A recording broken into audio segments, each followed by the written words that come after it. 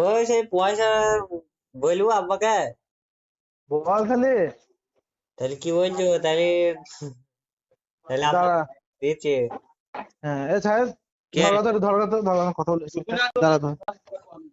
ধরো ধরো ধরো। সকাল আসবে, সকাল কেটে ঠিক আছে?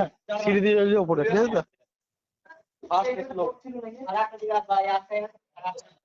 হ্যালো, তাহলে বুদ্ধি দিয়েছি আব্বাকে কথা বলা।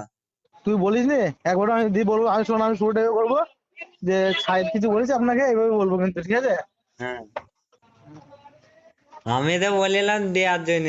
এবার তোমাকে এবার আমি কথা বলছি, তুমি এই হ্যাঁ। তোমাকে বলে দিয়েছে। তুমি লাও, দাঁড়াও তাহলে দিয়ে আসি গা।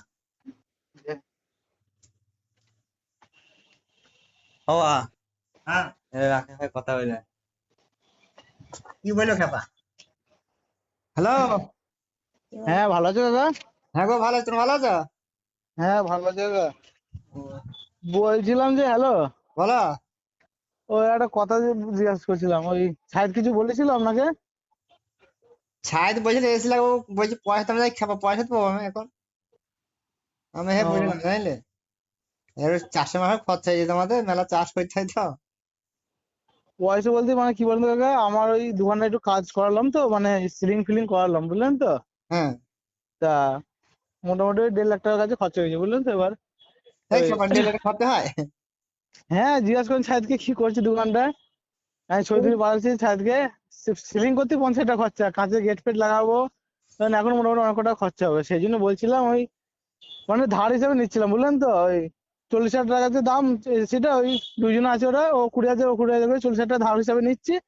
এবার ও কাজ তো করছে, ধর আস্তে আস্তে শোধ করে দেবো, সেই জন্যই চাইছিলাম।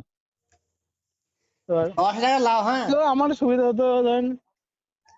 জানি কাকা তাহলে, হ্যাঁ। তাই 10 হলে আমার 4 মাস খরচ হয়ে যায় তো।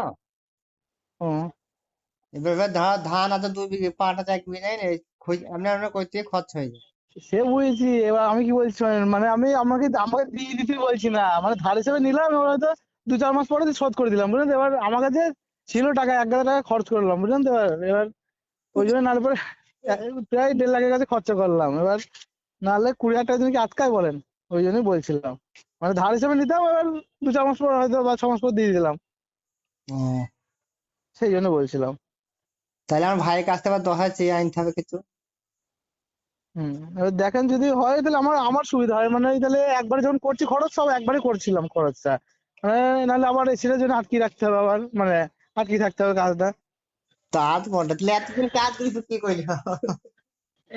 একদিন ওই কিস্তি মিস্তি ছিল, ধরেন এতদিন শোধ করে। ছোট দিয়ে কাজ করছো। ওটা তোমার শ্বশুরের সঙ্গে নাও। শ্বশুরের সঙ্গে নিলাম, তা শ্বশুর আর কত দেবে বলেন? শ্বশুর কি দিয়েছে তোমাকে? আরে গাড়ি তা দিইনি, শুধু ঘরটা মনে হয় ছেড়ে দিতে আমার দেখা হলো না। দেখেন যেটা পারবেন দিলে ভালো হয়, বুঝলেন তো? ওই জন্য বলছিলাম, আর মানে। আমি 10 হাজার দিয়েছি, হ্যাঁ। এবং চাষ মাস করছে তো পাট মানে বললাম ধরো। আর ঠিক আছে, তাহলে দেন, 10,000 দেন, আর কি বলবো, দিয়ে তাহলে ওই। পরশু দেবো, হ্যাঁ ঠিক আছে, পরশু দিন দেবো। আচ্ছা ঠিক আছে। ভালো আছে তাহলে এখন? হ্যাঁ কা ভালো আছি। ছাই সাথে কথা বল তাহলে। হ্যাঁ।